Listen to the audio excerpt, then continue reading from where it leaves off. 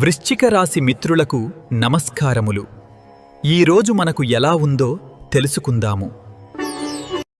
ఈరోజు వృశ్చిక రాశివారి జీవన ప్రయాణాన్ని గమనిస్తే చంద్రుడు మీ రాశి నుండి 2వ ఇంట్లో ధనుస్సు రాశిలో సంచరిస్తూ మీ ఆర్థిక బలాన్ని, కుటుంబ సౌఖ్యాన్ని పెంచుతున్నాడు.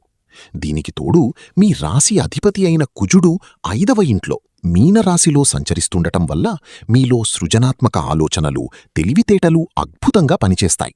అయితే సంతానపరమైన విషయాల్లో లేదా పెట్టుబడుల విషయంలో కొంత ఆవేశాన్ని తగ్గించుకోవడం అవసరం.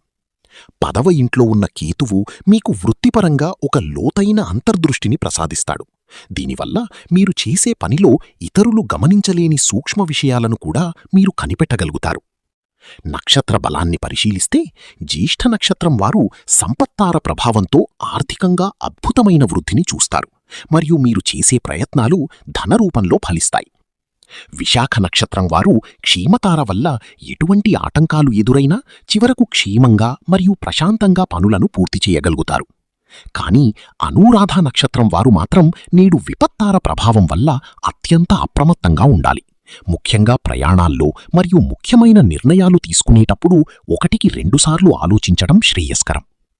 నేటి బహుళ చవితి తిథి మీకిచ్చే సందేశమేమిటంటే, విఘ్నహర్త అయిన గణపతిని స్మరిస్తూ లభించిన ఈ ద్వితీయ చంద్రబలాన్ని మరియు దశమకేతువు అండను సమన్వయం చేసుకుంటే ఈరోజు మీరు చిక్కుముడులను విడదీసి పురోగతిని సాధిస్తారు.